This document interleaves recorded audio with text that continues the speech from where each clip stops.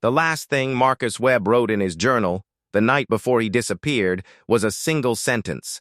Just 7 words, scratched so hard into the paper that the pen tore through to the page beneath. It said, "I should not have opened the door." Marcus was 34 years old. A structural engineer by trade, a methodical man, the kind of person who measured twice before cutting once. He was not the type to panic. He was not the type to believe in things that went bump in the night.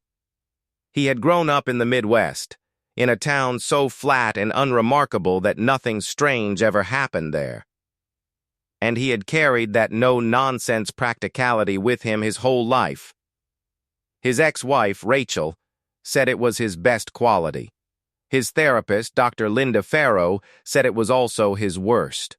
In the autumn of that year, Marcus accepted a temporary contract in a small town in rural Vermont called Aldenmore. The job was straightforward enough, assess the structural integrity of a century-old stone bridge that the county wanted to restore. He estimated 6 weeks of work, maybe 8. He packed 2 bags, loaded his truck, and drove northeast through the turning leaves, watching the familiar suburban sprawl dissolve into dense forest and gray mountains. The house he rented was on Caldwell Lane, a dirt road that split off from the main highway 3 miles outside of town. The rental listing described it as a charming, secluded retreat with original period features. What that meant, as Marcus discovered when he arrived in the late afternoon light, was that it was old, very old. 2 stories of dark timber and white painted stone, with a wraparound porch that sagged on one end and windows that were slightly too narrow, giving the house a faintly pinched, disapproving expression. Still, it was clean inside. The previous tenant had left it tidy. There was firewood stacked beside the hearth, a kettle on the stove, and a faint smell of cedar and something older that Marcus couldn't quite name. He told himself it was just the smell of an old house. All old houses smelled like that. He set up his laptop on the kitchen table, made a pot of coffee, and called Rachel to let her know he'd arrived safely. She asked if the place was creepy. He said no. That was his first lie. His second came when she asked if he was happy out there alone. And he said yes, of course. The first 2 weeks were uneventful. Marcus settled into a routine. He rose early, drove to the bridge site, worked through the afternoon, returned at dusk, made dinner, and read until he fell asleep. The nights were quiet in a way he wasn't used to. Not the muffled quiet of a suburban neighborhood, but a profound, total silence, the kind that made your ears ring and your thoughts grow uncomfortably loud. He didn't mind it, not at first. It started on a Thursday. He was almost certain it was a Thursday, because he'd spoken to his daughter Lily on the phone that evening and he always called her on Thursdays. She was 7, and she spent the whole call telling him about a drawing she'd made at school, a picture of their family, she said, with an extra person standing behind them that she couldn't explain. When Marcus asked her what she meant, she got quiet and said she didn't know. She just felt like someone else should be in the picture. He laughed it off. Kids said strange things. He went to bed around 11, which was late for him. The wind had picked up outside, moving through the trees in long, slow waves, and the old house made the sounds that old houses make, ticks and groans, and the occasional creak of a floorboard settling. Marcus lay in the dark and listened and told himself these were normal sounds, rational sounds, explainable sounds. He was almost asleep when he heard it. 3 knocks, slow and deliberate, coming from the front door. Not frantic, not urgent.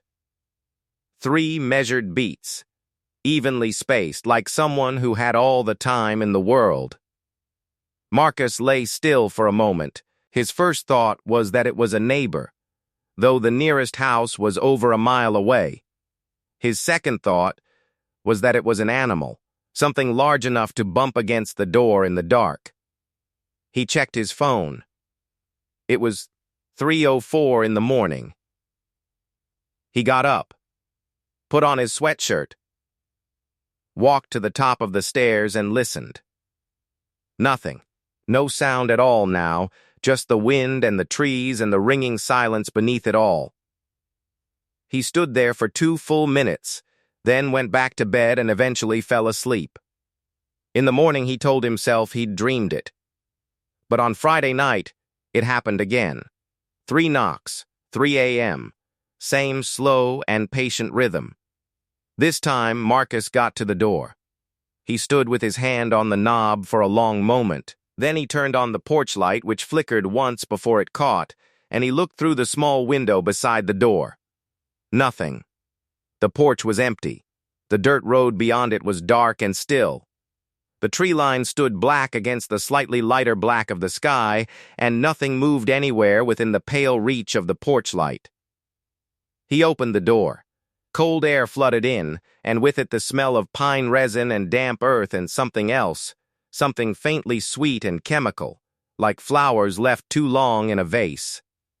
He stepped out onto the porch. The boards were cold under his bare feet. He looked left, right, out toward the tree line. Nothing. He went back inside, locked the door, and stood in the hallway with his heart beating just a little faster than normal. He checked the perimeter the next morning. There was nothing unusual. No footprints in the soft earth near the porch. No marks on the door. No evidence of any kind that anyone had been there. On Saturday, he drove into Aldenmore and stopped in at the hardware store for weather stripping and a better outdoor light. The man behind the counter was in his 60s, weathered and lean, with the kind of face that had stopped being surprised by things long ago. His name was Garrett, and he'd lived in Aldenmore his whole life. Marcus mentioned the knocking almost as an afterthought, framing it casually, just a noise in the night, probably an animal. Garrett looked at him for a moment. Then he said, quietly, "What time was it when you heard it?" Marcus said around 3 in the morning. Garrett nodded slowly. He set Marcus's change on the counter without handing it to him directly, and he said, "Don't open the door when it comes at 3. Just don't open it." Then he turned and walked into the back room, and that was the end of the conversation. Marcus drove home with the weather stripping and the light and told himself that small towns had their superstitions, their local color, their eccentric old men who liked to be mysterious. It didn't mean anything. It was folklore. It was nothing. He installed the new light and went to bed. It came again at 3 a.m. 3 knocks, patient and slow. Marcus lay in bed and did not move. He stared at the ceiling and listened. After the knocking, there was a long silence.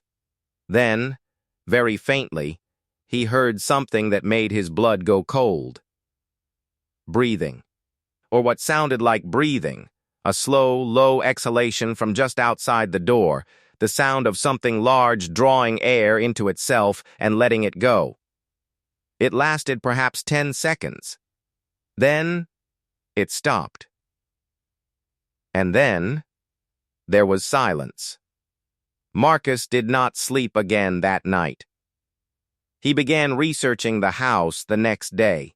It wasn't easy. The county records were poorly digitized, and the local library had limited hours. But he was a thorough man, and thoroughness was a habit. He found the address's history going back to 1887, when the land had been parceled out of a larger estate. The house itself had been built in 1903. Multiple owners over the decades, nothing remarkable. But he found something else, buried in a local historical society archive that had been scanned and uploaded in blurry, barely legible images. A newspaper article from 1961. A missing persons report for a man named Thomas Dre, who had been renting the house on Caldwell Lane. His landlord found his belongings still inside, his car still in the driveway, but Thomas was gone. The article noted that Dre's neighbor, the same property where Garrett's store now stood, Marcus realized, had reported hearing knocking at the Dre house in the nights before he disappeared. The neighbor had gone to check on Thomas. He found the front door open. Thomas was not inside. The neighbor told the reporter that Thomas had mentioned hearing knocking at night, and that he'd been answering it.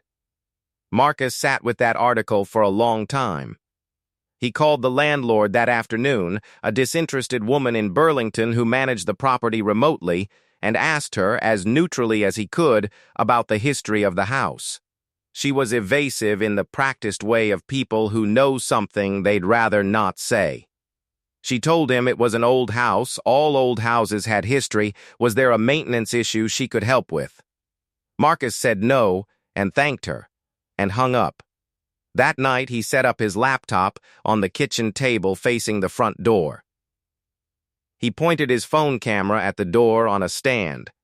He was going to record. He was going to see what this was. An animal. A person. A trick of the acoustics. There was an explanation, and he was going to find it, because he was a structural engineer and he did not believe in things without structural support. He stayed awake until 3 a.m. He was on his third cup of coffee when the clock on his phone ticked over to 3:00. 3 knocks. Right on time. He watched the door. He did not go to it. He watched the video feed on his phone. The camera was aimed at the base of the door, the porch visible through the narrow sidelight window.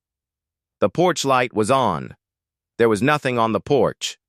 No shadow. No movement. But the knocking was coming from the door. He could see the door. And nothing was there. He sat frozen, watching, until the breathing started again. Low, slow, the faint rasp of something enormous drawing air.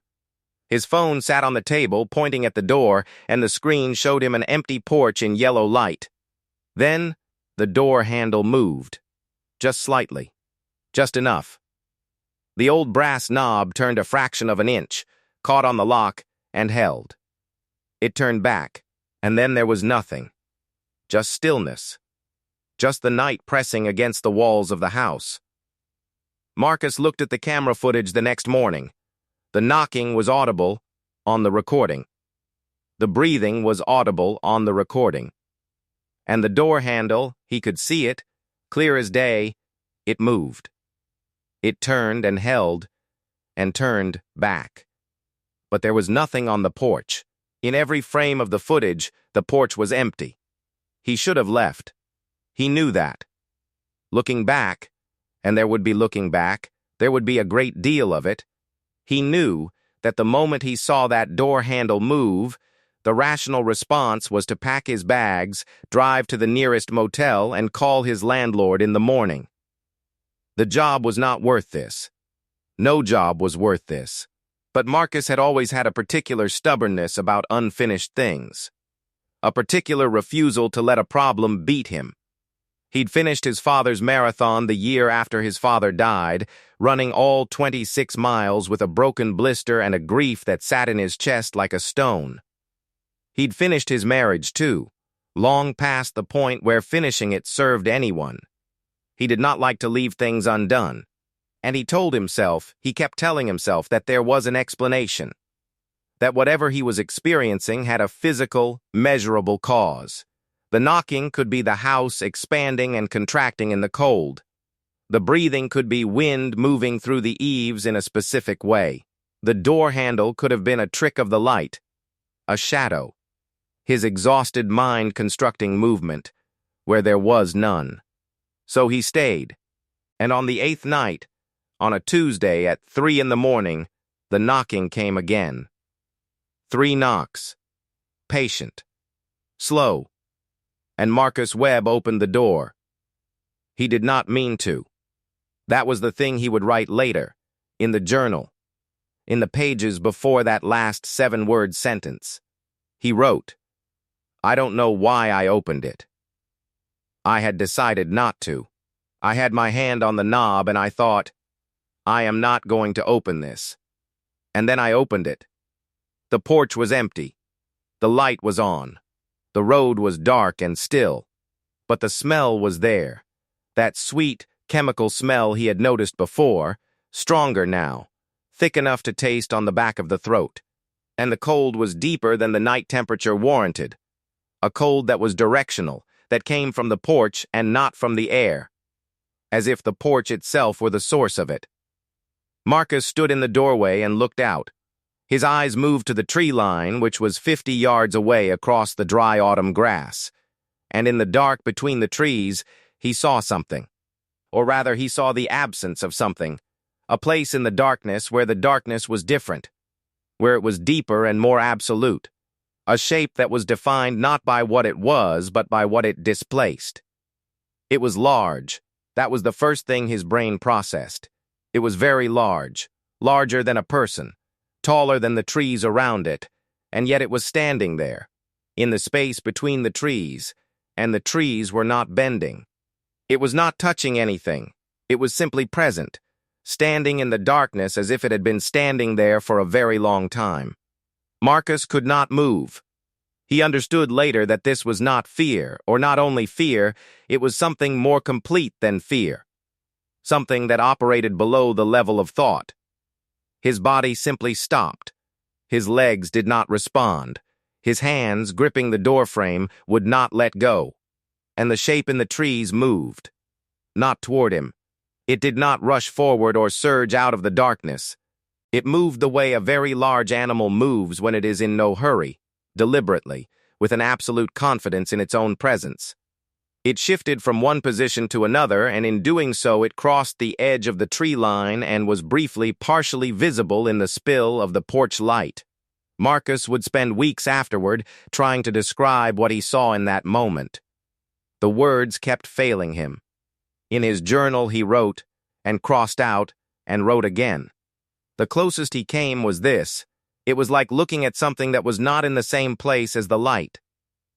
As if the light touched it and came away changed. As if it was made of the same stuff as the dark spaces between stars. And it turned. Whatever constituted its face, and he believed there was a face, he believed with a certainty he could not explain that it had turned and was looking at him, oriented toward him. He felt it before he heard it. A vibration in the sternum, deep and slow, like the lowest note on an organ played in a stone room. And then the sound arrived. Not knocking, not breathing, but a sound he had no name for. A sound that was almost language, almost pattern, almost a word. He slammed the door. He slammed it and threw the deadbolt and stood with his back against it, breathing in great ragged gasps, and the cold bled through the wood and into his spine, and he stood there for a very long time while the house groaned around him and the wind moved in the trees outside. And then the knocking came again, from directly behind him. From the door his back was pressed against. 3 knocks, slow and deliberate, and this time they were different, louder, closer, intimate. As if whatever was on the other side of the door was pressing itself against the wood. As if it were reaching through the inches of old timber to touch the space where he stood. He ran, up the stairs, into the bedroom, door locked, phone in hand. He called 911. 2 officers arrived 40 minutes later. They found the front door locked, the house undisturbed, the porch empty, and no tracks in the yard.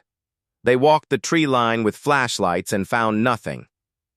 They were kind about it and not unkind about what they clearly believed, that he was a man alone in a strange house who had frightened himself in the night. They left at 5 a.m. Marcus sat in the kitchen with every light in the house burning and waited for the sun to come up. He was packed and in his truck by 7 that morning. He drove to the motel in Aldenmore and checked in and sat on the edge of the bed and stared at the wall. He called his project supervisor and said there had been a personal emergency and he needed to work remotely for the rest of the week. He did not go back to the house on Caldwell Lane for 4 days. He went back for his things. He told himself he was not afraid. He went in daylight, a bright October afternoon with the sky so blue it was almost aggressive, and he drove up the dirt road with the windows down and parked in front of the house and sat there for a moment before getting out. The house looked exactly as it always had. Slightly sagging porch. Narrow windows. The disapproving expression it seemed to wear. Nothing had changed. He went inside, moved quickly, packed his remaining equipment and his laptop and his personal things. He was almost done when he noticed the journal on the kitchen table. He hadn't left it there. He was almost certain he hadn't left it there. He remembered packing it. He remembered putting it in the outer pocket of his duffel bag, where he kept things he wanted to access easily. But there it was on the table, open to a page near the back, and something was written on it that he had not written. 7 words. The handwriting was his own. The pressure of the pen had torn through the page. I should not have opened the door. Marcus stood in the kitchen and looked at those words for a long time. He looked at the handwriting. He looked at the depth of the grooves in the paper. He thought about Thomas Dre, who had disappeared from this house in 1961, and about whoever had disappeared before Thomas Dre, and about whoever would disappear after Marcus, because there would be someone after Marcus. There was always someone after. He picked up the journal. He put it in his bag. He walked to the front door and opened it and stepped onto the porch, into the blue afternoon light. And he felt the cold before he understood what it meant. Directional cold. Coming from the yard. Not the air. A cold with a source. He looked toward the tree line. The shape was there, standing in the darkness between the trees in the middle of the afternoon, in the full clear light of an October day, impossible and present and patient. Waiting. The way it had waited, Marcus understood now for a very long time. The way it would keep waiting, in the space between the trees, in the space between the light and the dark, in the moments between sleeping and waking when the world's rules went soft and strange. He looked at it for only a second. Then he walked to his truck, got in, started the engine, and drove away without looking in the rearview mirror. He drove for 2 hours without stopping. He did not turn on the radio. He never went back to Aldenmore. He filed his preliminary report and asked to be taken off the project, citing health reasons. He moved to a city after that, a big, noisy, brightly lit city where there was always traffic and always people, and the dark was never truly dark. Rachel said it didn't seem like him. He agreed with her. He never did finish the project. That was the only undone thing he could live with. For a while, things were normal. He slept well enough. He stopped thinking about the shape in the trees and the smell on the porch and the handwriting in his journal that was his and wasn't. He told himself it was over. He told himself he had gotten out. And then, 8 months later, in his new apartment in the city with the lights of the street below and the sound of traffic outside, he woke up at 3 a.m. And there was knocking at his door. 3 knocks. Slow. Patient. Like something that had been walking toward him for a very long time. Marcus lay in the dark and did not move. He thought about what Garrett had told him. He thought about the 7 words in his journal. He thought about Thomas Dre and all the others before Thomas Dre, and the long, patient waiting of something that understood time very differently than he did. He thought, don't open the door. Whatever you do, don't open the door. And then the knocking stopped. And there was silence. And in the silence, from just outside, from right on the other side of the door came the slow, deep sound of breathing. It had found him. The last entry in Marcus Webb's journal, written that same night in small, steady letters, reads, "It doesn't stay in one place. I thought I left it behind. I thought leaving was enough.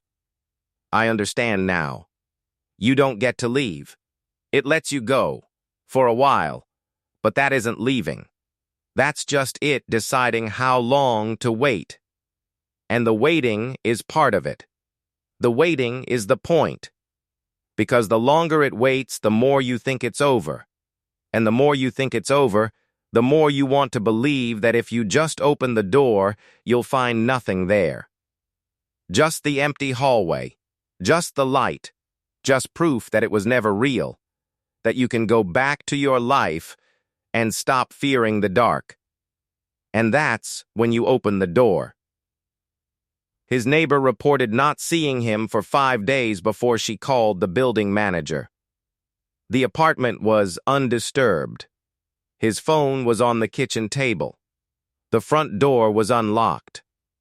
There were no signs of forced entry. There never are.